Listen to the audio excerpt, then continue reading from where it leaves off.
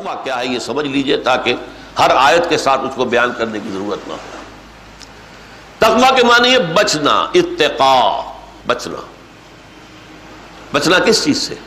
گناہ سے بچنا، اللہ کی نافرمانی سے بچنا، حرام میں ملوث ہونے سے بچنا، یہ بچنا ہے، دنیا میں یہ بچنا ہے، اور آخرت میں جہنم سے بچ جانا، یہ اس کا نتیجہ ہے۔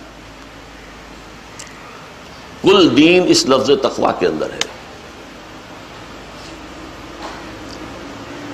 اس کے بارے میں حضرت عمر رضی اللہ تعالی عنہ کے محفل مشاورت میں ایک مرتبہ مسئلہ اٹھ کھڑا ہوا، تقویٰ کیا ہے، ہاؤ ٹو ڈیفائن تقویٰ، تقویٰ کیا ہوتا ہے۔ اب ظاہر بات ہے کہ یہ ایسی بات ہے کہ ہر شخص نے کچھ اپنا ذہن میں جو تھا وہ بیان کیا۔ حضرت عمر نے پوچھا ابی بن کعب سے رضی اللہ تعالی عنہ، وہ تھے جن کے بارے میں آتا ہے اقرأہم ابی بن کعب، میرے صحابہ میں قرآن کا سب سے بڑا عالم ابی بن کعب ہے رضی اللہ تعالی عنہ۔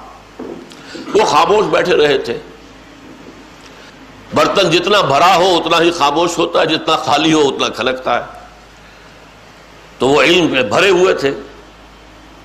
اب حضرت عمر نے خاص فرمائش کی کہ بھائی آپ فرمائیے تقویٰ کسے کہتے ہیں۔ اب انہوں نے کہا کہ امیر المومنین، اگر کسی شخص کو ایسے جنگل میں سے گزرنا پڑے جہاں کوئی پگڈنڈی بھی نہیں ہے،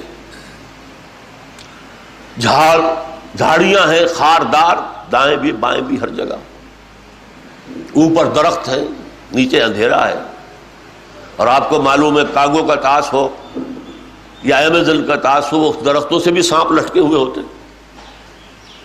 پھر گھاس میں خطرہ یہ ہے کوئی کنڈلی مارا ہوا سانپ بیٹھا اور اس پر آپ کا پاؤں پڑ جائے، یا کسی اور موذی جانور کے بل میں آپ کا پاؤں گھس جائے، تو کیسے جاتا ہے انسان؟ بچ بچ پر، جسے ہم اپنے محاورے میں کہتے ہیں پھونک پھونک کر قدم رکھنا۔ اسی طرح امیر المومنین، یہ دنیا بھی ایک خاردار جنگل ہے، ہر طرف گناہ کی جھاڑیاں ہیں، ترغیبات ہیں، اس میں سے انسان اس طرح گزر جائے اپنے کپڑوں کو سمیٹ کر کے کسی جھاڑی میں الجھ نہ جائے، اور محفوظ دیکھ کر پاؤں رکھے، کہیں بھی وہ پاؤں حدود شریعت سے نہ نکلنے پائے، کہیں وہ کسی گناہ کے سانپ کے اوپر پاؤں نہ پڑ جائے۔ اس کا نام تقویٰ ہے۔ یہ تقویٰ، اب آپ سوچئے اگر دکاندار میں نہیں ہے تو وہ جھوٹی قسمیں کھائے گا، کم ماپے گا، کم تولے گا۔ اگر سرکاری ملازم میں نہیں ہے رشوتیں لے گا، سائلوں کو جتنا پریشان کرے گا اتنی ہی رشوت زیادہ ملے گی، نچوڑو گے جتنا اتنا ہی نکلے گا نا۔ پھر سرکاری املاک اگر کوئی اس کے تصرف میں ہے تو ان کے اندر خیانت کرے گا، اختیارات میں خیانت کرے گا۔ اور اگر سیاست دانوں میں نہیں ہے تو جو ہمارے ملک کا بیڑا غرق ہوا ہے وہ سب کے سامنے۔ کیوں ہوا یہ؟ تقویٰ نہیں ہے، یہ احساس ہی نہیں ہے کہ مجھے مر کر اللہ کے حضور میں حاضر ہونا ہے، جواب نہیں کرنی ہے۔ ایک ایک پیسہ جو کمایا ہے بتانا ہوگا کہاں سے کمایا۔ لن تزولا قدم ابن آدم، اللہ تعالیٰ کی عدالت کے کٹہرے سے کسی آدم کے پاؤں ہل نہیں سکیں گے، کھڑا رہنا پڑے گا۔ حتیٰ یسأل عن خمس، یہاں تک کہ 5 چیزوں کا حساب لے لیا جائے۔ عن عمرہ فیما افناہ، عمر ہم نے دی تمہیں 70-80 برس، کہاں فنا کی، کس کام میں لگے رہے۔ وعن شبابہ فیما ابلاہ، خاص طور پر شباب کا دور، امنگوں کا دور، قوت کا دور، وہ کہاں گلائی تم نے اپنی جوانی۔ وعن مالہ من این اکتسبہ وفیما انفقہ، مال کا حساب دو، کہاں سے حاصل کیا تھا، حلال سے یا حرام سے، اور خرچ کہاں کیا تھا، للو تللو میں، عیاشیوں میں، اسراف اور تبذیر میں۔ اور آخری سوال سب سے کڑا، سب سے سخت، وَأَمَّا عَمِلَ فِيمَا عَلِمَ، جو علم تم نے حاصل کیا اس میں عمل کتنا کیا۔ درس قرآن آپ ہر مہینے یہاں سن لیتے ہیں، کبھی اپنا جائزہ بھی لیا کہ اس سے ہماری زندگیوں میں کوئی تغیر آیا؟ ہم نے اپنے کاروبار میں سے حرام کو نکالنے کا فیصلہ کیا؟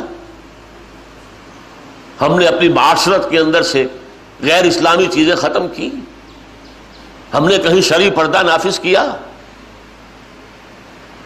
زیادہ علم وبال بن جائے گا، وبال، جیسے زیادہ دولت وبال بنے گی۔ ایک ایک پیسے کا حساب دینا ہے۔ یہاں کے انکم ٹیکس آفیسر سے آپ ڈرتے ہیں، وہاں کیا ہوگا؟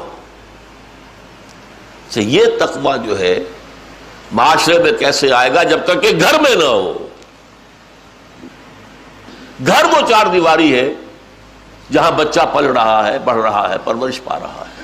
اگر اس گھر کے اندر تقویٰ ہے تو یہی بچہ جب ابھر کر آئے گا، معاشرے میں آئے گا، کاروبار کرے گا، کوئی اور ملازمت کرے گا تو اس میں تقویٰ ہوگا۔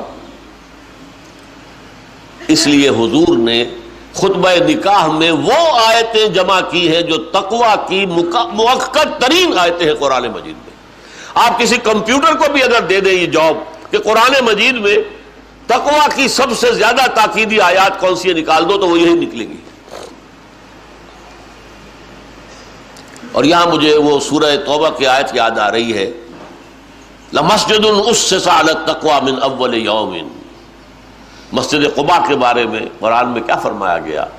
وہ مسجد جس کی بنیاد ہی رکھی گئی ہے تقویٰ پر، پہلے دن سے، جس نکاح کی بنیاد تقویٰ پر ہو، ظاہر بات ہے کہ اس خاندان میں تقویٰ ہے۔